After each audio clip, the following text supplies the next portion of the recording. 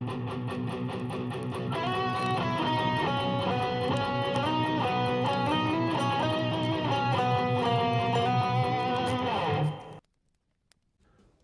to day 7 of 25 days of Christmas comics. I am your host, the Dude Without Fear. I hope that you've been enjoying our series so far. I hope that it is helping you and your family enjoy the Christmas season and get in the holiday spirit. Our comic book we will be reading from today is Superman number 369 in a story titled Superman's Last Christmas. Our story starts out, we have the GBS news team providing live coverage of Metropolis's biggest event of the holiday season, which is Superman's delivery of the Galaxy Tree to Galaxy Center Plaza. Very similar and based off of the Rockefeller Tree and Rockefeller Plaza in New York City.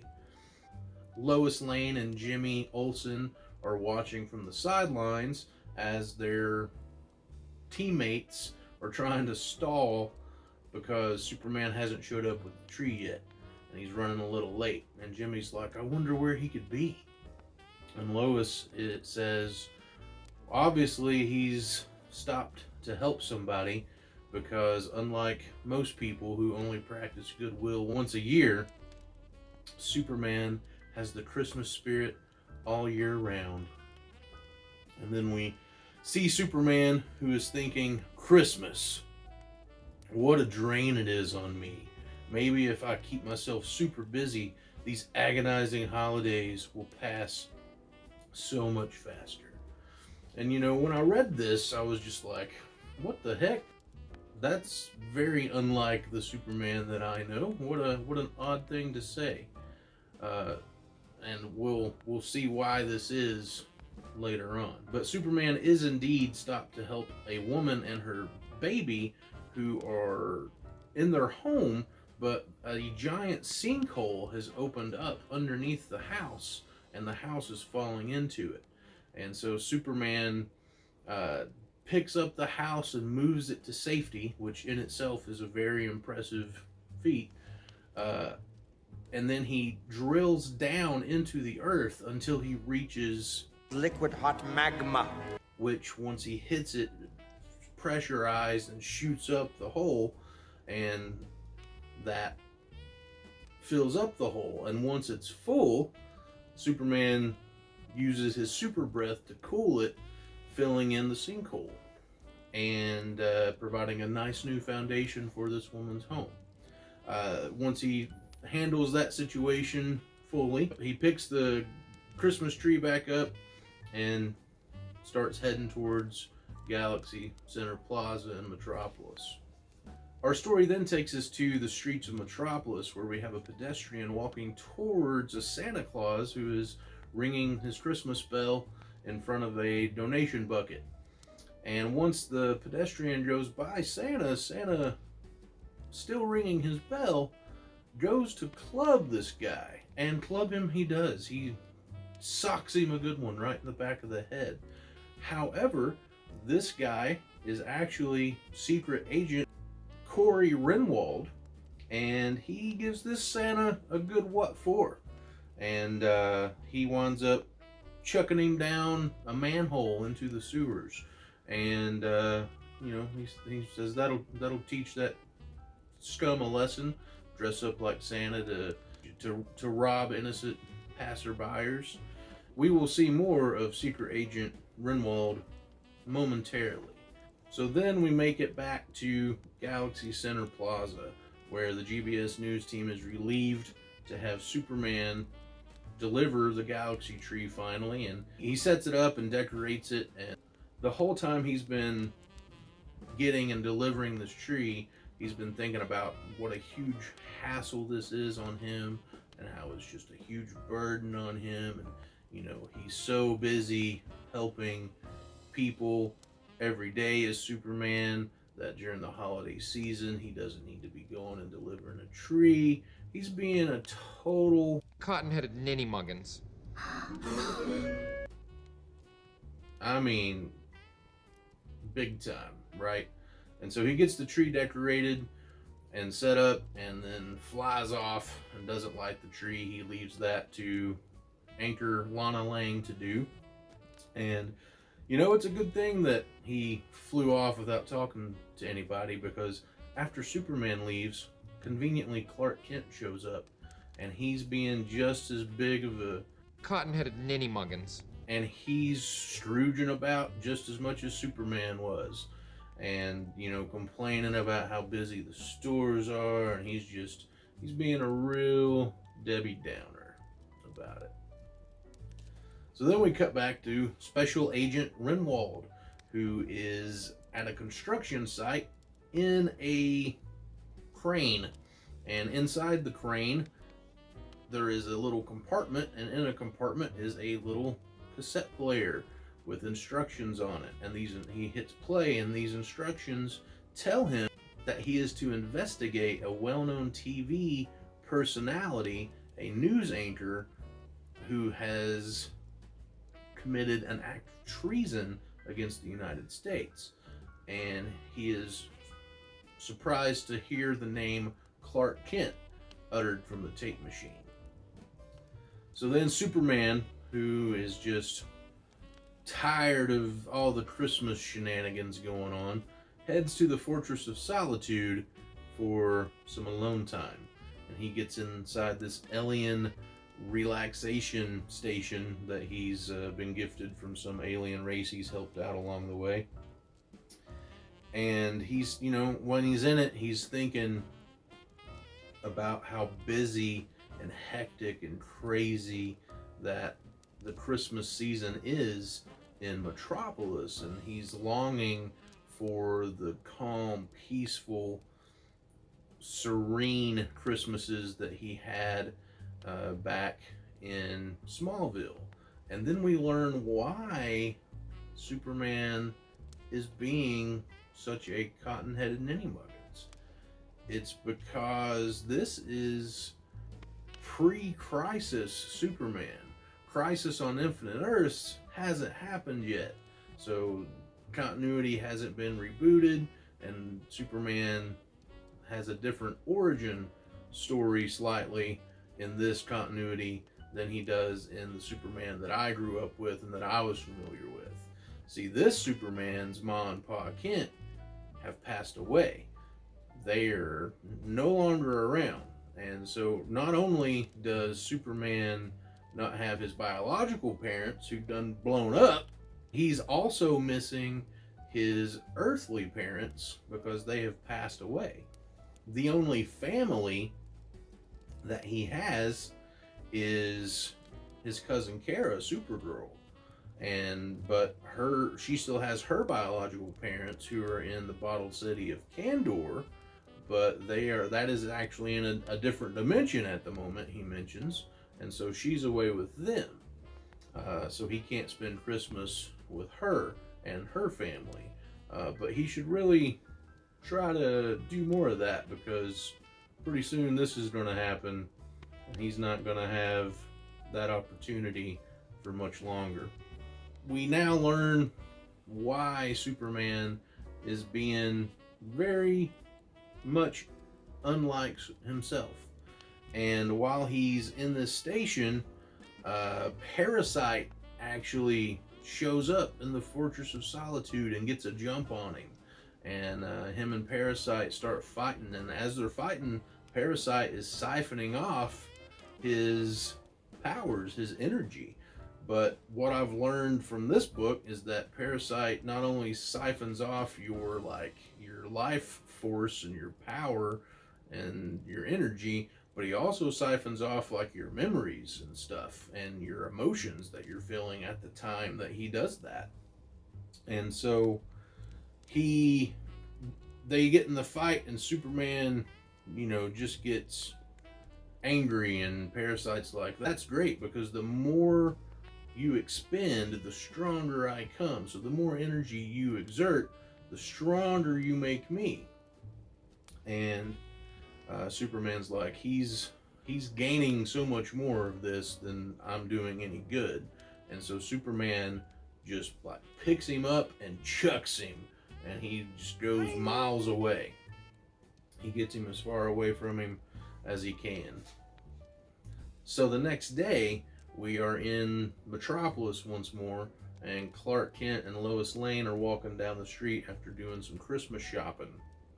And while they're walking, Clark hears the clacking of a bullet entering the chamber of a high-powered rifle.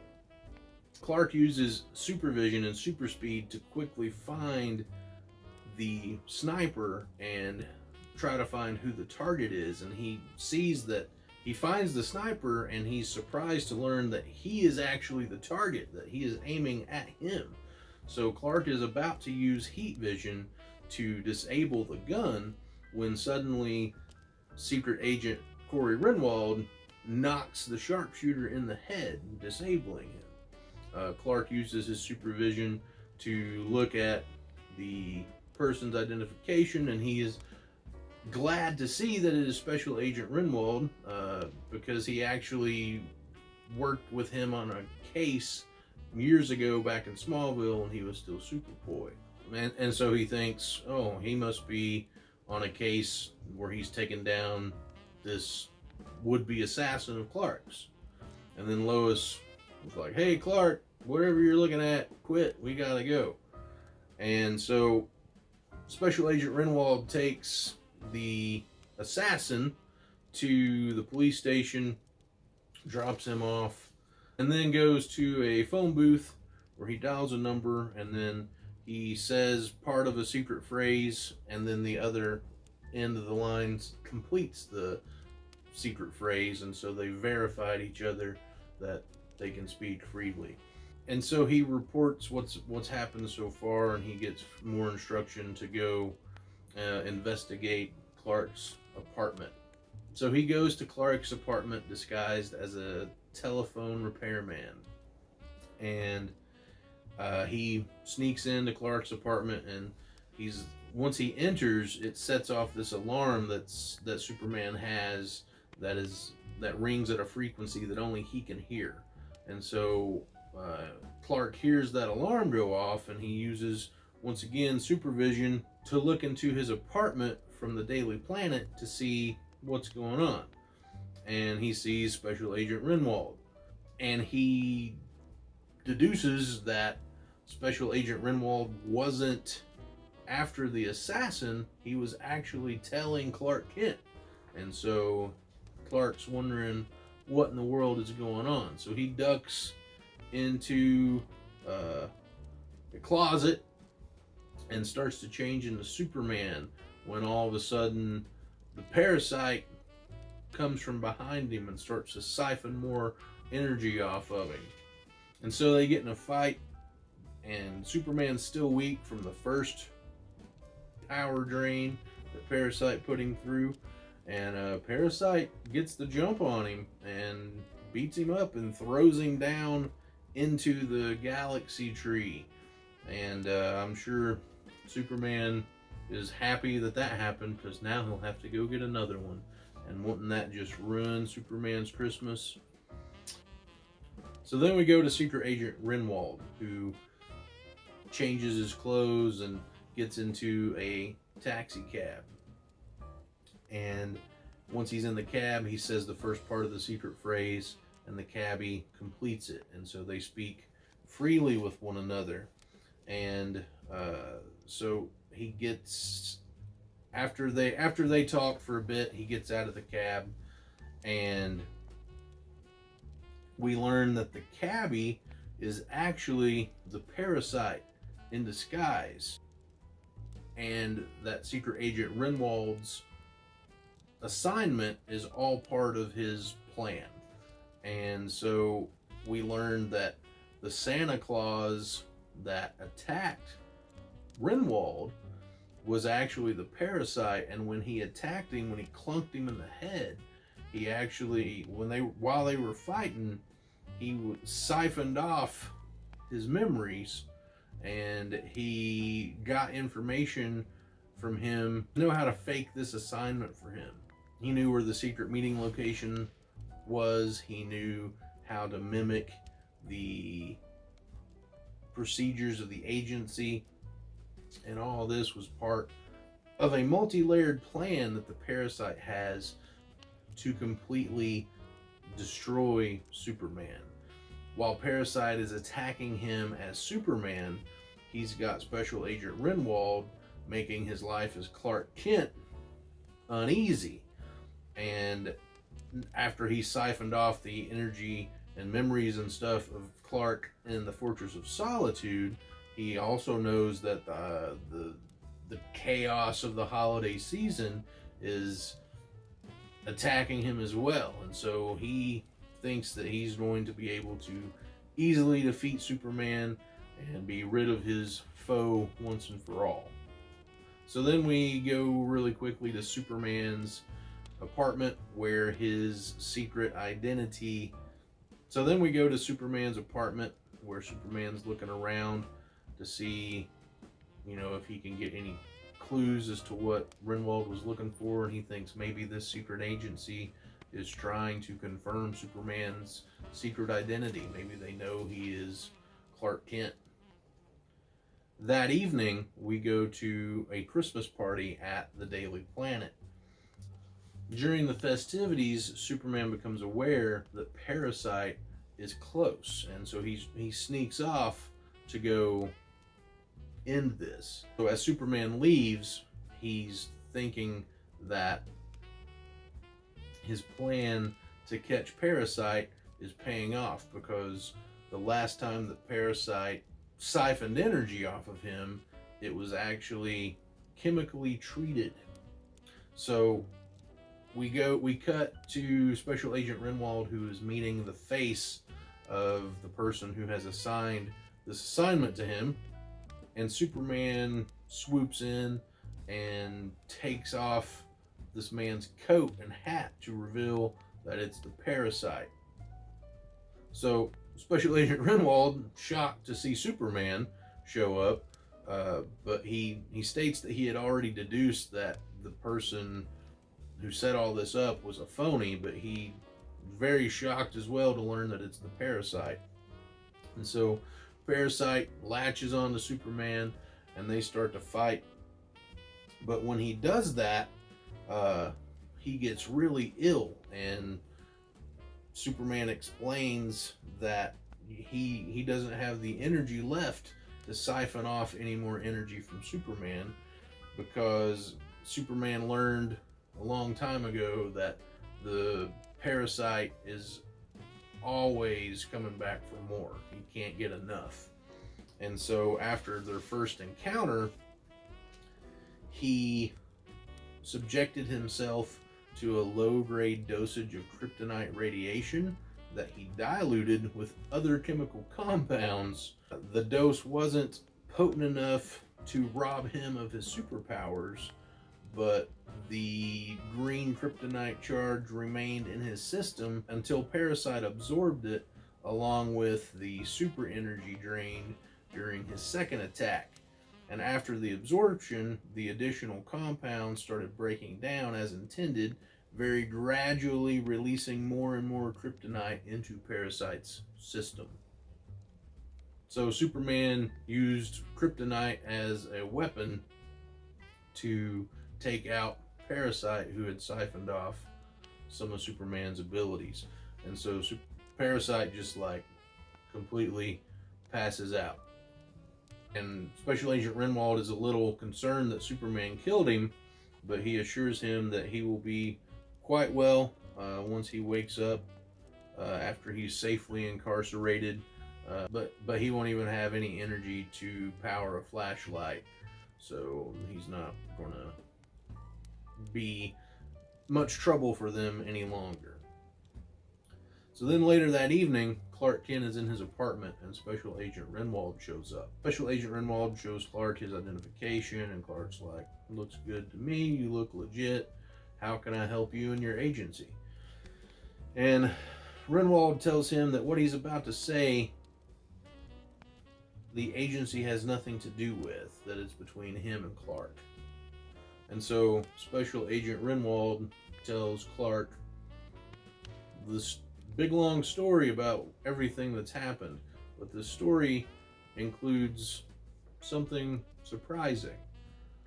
So once he finishes his story, Clark says, "So you're telling me you were the boy my adoptive parents, Jonathan and Martha Kent, told me about, the one they took in for a while, years before I came along?" And Special Agent Renwald says, "Affirmative, Clark. I was a teenage delinquent, placed in the Kent's custody for a few months. Yet those months, under the loving guidance and influence of your wonderful parents, literally turned my life around.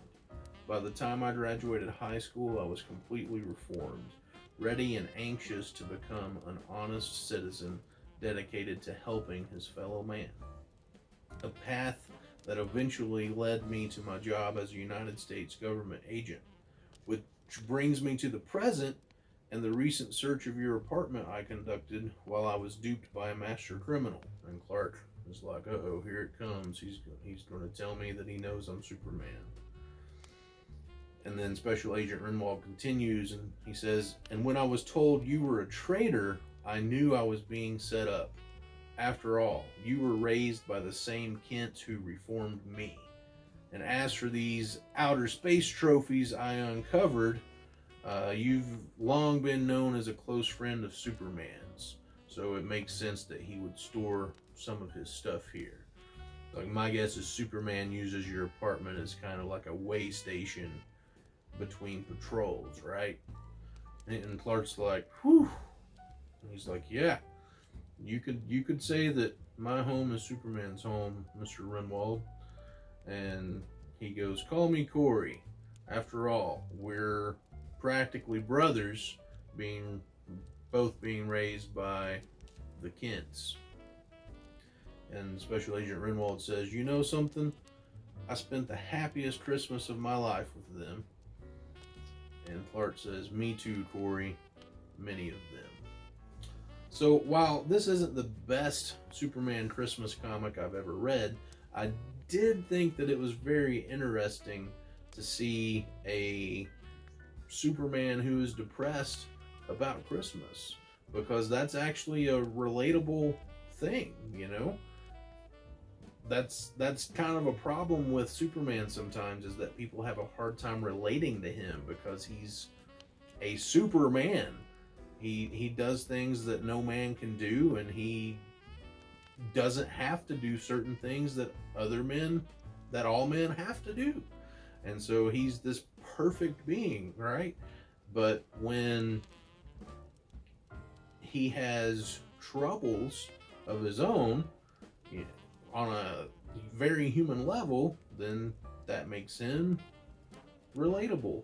And so him being sad around Christmas because he doesn't have any family to spend it with, I can get that. I can understand that. So this year I lost my mom, and so this is going to be the first Christmas that we have without her, and it's weird. It's super weird, and there is definitely this void. There's this thing that feels like it's missing that should be there, because it is. And so I can kind of understand where Superman's coming from that perspective. You know, I've still got my dad and my brother and my wife, and you know, I still have family that I can spend the holidays with that Superman doesn't. But there's a lot of people out there that are in Superman's situation in this comic. They don't have people to spend the holidays with. And so what this story does for me is it serves as a reminder that not everybody enjoys this time of year. And if you have somebody that acts like a cotton-headed Ninny Muggins during this time of year, don't just immediately pass judgment on them and assume that they're just being a Scrooge.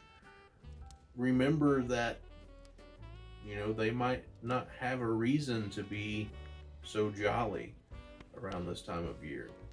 That is why it is important that during this time of year that we are ambassadors of peace and goodwill towards one another. Love your neighbor as yourself, and don't judge somebody too harshly because they're not in the Christmas spirit. Handle yourself with grace towards them and extend that love and kindness and peace and goodwill of the Christmas season to them, and just love each other. And just remember that not everybody is happy this time of year. So do what you can do to help make this season as enjoyable for them as you can. And sometimes that might mean just leave them alone, you know? Let them do what they're going to do. But other times it might mean, you know, extend an invitation to them. You know, if someone doesn't have anywhere to go for dinner on Christmas, invite them over for dinner. Get them a gift. You know, if you're having a Christmas party, tell them to come on. You know, no one wants to feel left out, because when you're in that situation, you already feel like you're left out because you don't have anybody to share that experience with. So if you have a friend, or, you know, maybe a distant relative or something that you know that this time of year is hard on them, extend that invitation. Bring them in. Show them that somebody loves and cares for them. You know, Superman was missing what he didn't have anymore. But then he found a new connection. And in that connection, he found a sense of family. And that's what some people need this time of year, is a sense of belonging and a sense of being included. And, you know, some people may not take you up on your offer, but just the fact that you offer it could mean the world. So it's super weird that this is called Superman's Last Christmas, right? Because there's no finality to this story whatsoever. There's no sense of impending doom for Superman. Like, even the threat of Parasite wasn't even really that. Like, at no point in that comic was I like, oh man, Superman's dead. He's not going to live through this one. And at no point did I do that. Going back to the title page, it says that if Superman doesn't watch out, then this could be Superman's last Christmas. So that's just a bad name for the title of the story. So, but even though it's called Superman's Last Christmas, it will not be the last Superman comic featured on 25 Days of Christmas Comics. Thank you all so much for watching. I appreciate everyone that tuned in. I hope that you'll join me tomorrow night for day 8 of 25 Days of Christmas Comics. Thank you so much. Have a great night.